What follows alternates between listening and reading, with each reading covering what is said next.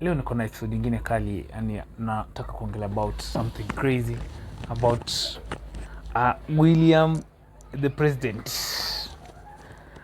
Yani mimi nataka tu kuambia reality. I've been sitting down and checking about venye president anatuzungusha hii Kenya, na anaona tu Kenya ni familia, na anaona tu yenyewe ni kampuni. Manze, hii si kampuni. Hii si kampuni. So I want to talk about tax. Ishi yenye imekuwa ikitrend the whole of the week about urezo wetu. Anataka anatuzungusha nini. So I want to take you back in 2021, 2019, 2020 and 2018. Yeah. When Uhuru was in the government with the so-called venye Ruto kila siku wanasema yeye kusema kila siku ati walikuwa wawili kwa government, Raila na Uhuru. So yeye hujitoa, anasema yeye hakuwa anajua government kama hiyo kama ina exist. Yet by that time, mimi nataka niwaambie hii mafuta inaongezwa usiku na mchana. Mimi nataka niwaeleze ya kwamba these people don't understand the damage they are doing to the people and the economy of Kenya. Kwa hii taxes wanaongeza usiku na mchana.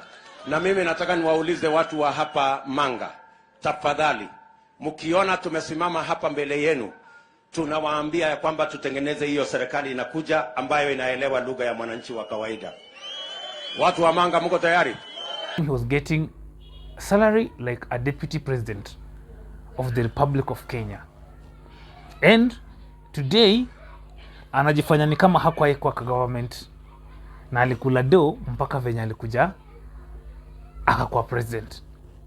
Now alikuja akachukua wase fulani, the likes of Nyoro, Mmesaha, Madvd, Wetangula, Kindiki. Now way back in 2021, now when the tax was added to 1.3, that was the 1.3% of the VAT. This is what Nyoro said. I have written to your office proposing that we amend the VAT Act, the excess duty and the fuel levy fund so that we bring the prices of fuel low. I want to tell this government that prices of the product in Kenya must fall. That was Nyoro, September 21st of 2021. He was out of the government. Yeah? Now, let's see the cabinet, the permanent cabinet secretary, which is Mmesaha Madvd. The new 1.5% of house tax is insensitive and burdensome because you are taxing an existing overload worker. It's also unlawful. The worker is burdened by about the highest income tax in the world today. That was 2019 of April 17th. Mmesaha Madvd was outside the government. Yeah? Now, Wetangula, who is the speaker right now, by then he wasn't inside the government. This is what he said on September 9th of 2018. Hivi ndiyo alisema, we want to urge the government to resign the tax on fuel by the president assenting to the bill that has passed in the National Assembly, where MPs suspended the imposition of this tax for another 2 years. In the event that this tax issues is not resolved, we are going to take serious steps, including calling for civil disobedience. That was 2018. Wetangula himself. By now, he's inside the government, he's the speaker. Now, we come to the last person, who is the CS Interior, Kindiki. This is September 22nd of 2021. Allow me to say that the causes of these fuel prices are first over taxation.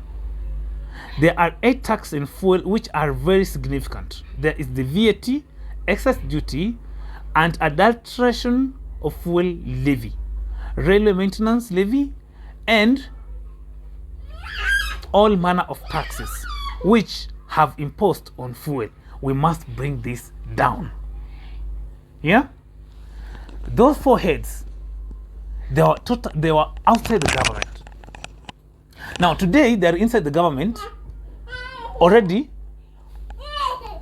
This week we are talking about 182.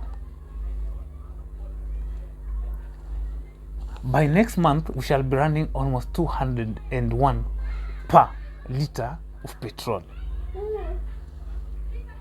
When Uhuru was in the government, by the so-called the handshake government, at least we were seeing 157, 150. Oh, it was 157.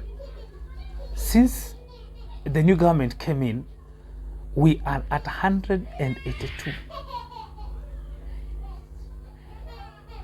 Now, we have some other taxes which is going to sum up to 16%. Now, you can imagine, let us see, wacha tupige hivi hesabu. Let's say you've taken, take 16% of someone who is getting 20,000. How do you remain with? Unabaki na ngapi? How do you remain?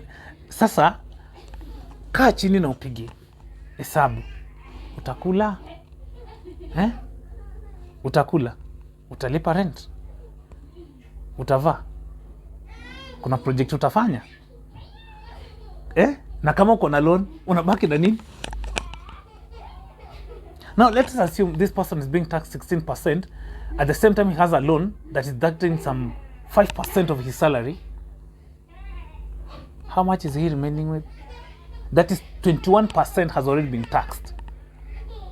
Let's assume there's someone who has a loan of 20%. Now take 20% plus another 16, that is 36%. You are remaining with 64% of your salary. How much is that, and how much are you paying your own salary? How much are you paying your own rent? You have some other things that are running you have to pay. How much are you bringing back to your house as a family man? So, which government are we choosing on? You see, you cannot sit down. There is a video I did initially. Kuna video nilikuwa nimefanya. Nikasema, we are going to vote. But don't vote because you want to punish someone. Go and have a choice. A choice that is going to stand by you. Now today, we wanted to punish Uhuru because yeye haizi beba wa Kikuyu. That is what they said. Yeye si spokesman wetu. We are going to bring him down. We are going to show him that he's not our masterpiece. We have our own decision to make. So today, the person you are punishing, the person we wanted to punish, is he feeling the heat? Who is he feeling the heat? Who is feeling the heat right now? Is it Uhuru? It is us. We had a choice. So today, we are suffering more than before. And more is coming. As a president, you cannot be seen in media day by day. Hapo ndo kwenye Mwai Kibaki alitushindia. And that's why he was the best president. However, we could have now, sasa hapo ndio time ya tunge amend constitution, tuongeze at least by today Kibaki angekuwa president, and may God rest him in peace. Saizi tungekuwa tumepumua. That guy ungemuona kwa media anywhere. Alikuwa na advisors wakali sana.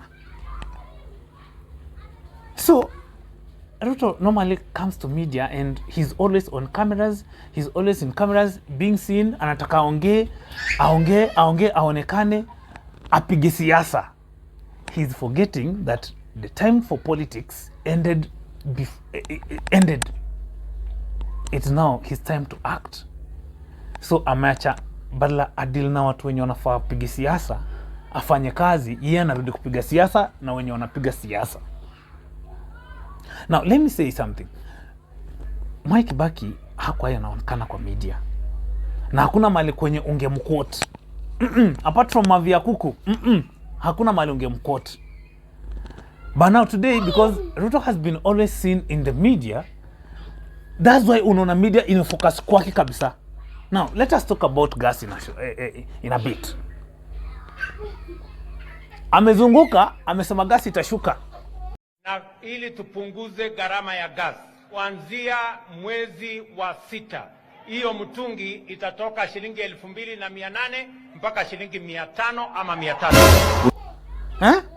From 2,800, yeah, he's right. You see, a 13 kg gas was being refilled at 2,800. He was very right. He was very right.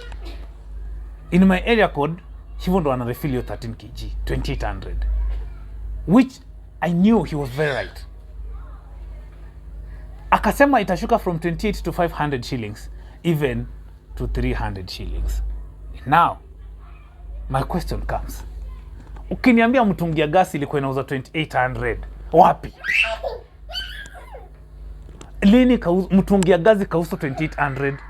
Hata ukisema umebaina bana, umebaina meko yake, how can it cost 2,800?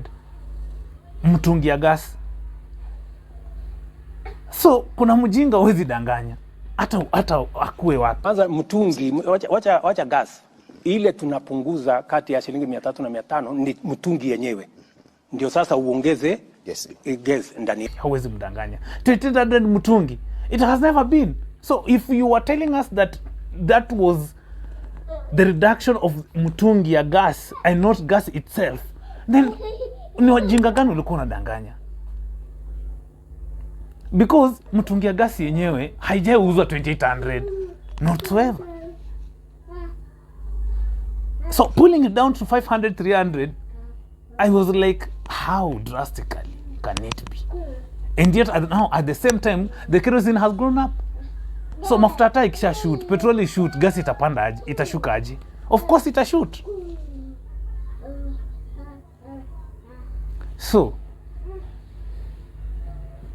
baba alisema punda imechoka. Lakini sasa mimi nasema tumechoka kudanganywa. Tumechoka kupelekwa huku, tunarudishwa huku, tunapelekwa huku, tunarudishwa huku. If you want to be the president, forget about it, media totally. Just usionekane. Onekana kwa zile occasion ni lazima uonekane. Lakini kuja kujianika as the president na bado unapiga siasa, unataka convince watu. Like ati unaambia ati sisi hatuna, ati mimi sina shida na Wakenya. Wakenya hawana shida na mimi. Ati wewe ndio uko na shida na mimi. You're telling a journalist who is one person, forgetting that how many people are seeing you in the video. How many people are watching. Ukisema sisi hatuna shida na wewe, na sisi ndio tulikupigia kura, na sisi ndio tunasafa, alafu unasema sisi hatuna shida na wewe. What are you trying to tell us? Does it mean that you're going to remove those taxes? No. Nimekueleza. Kama tungepitisha hiyo mswada kutumia supplementary budget, mwezi wa 6 ingewezekana. Lakini kwa sababu hatukupitisha, tutapitisha sasa katika budget yenyewe. Baada ya hapo, hiyo gesi itapatikana. Kutokana na mabadiliko haya, utaomba Wakenya radhi? Kwa nini? Ambao walikuwa wanategemea kwamba ikifika kwa nini? Wewe ndio uko na shida na mimi. Wakenya hawana shida. Okay. Does it mean that in June 1st the gas will be at 300, 500? Does it mean that the CBC, the lower secondary school, people who watoto wenye wasomi wanaenda shule wanarudi, does it mean that watakuwa sorted? This imposition of showing people that sasa kama Ruto amekuajiri lazima utoe 3% ya house levy, because the way he was venye alikuwa anaongea ni kama amekuandika kazi lazima upigwe hiyo jembe ya 3% tax. Does it mean that now if kama umeandikwa na gava lazima upeane 3%? Ndio sasa ukuwa umetosheleza your president? Guys, next time let's go and choose and have the better choice. See you guys.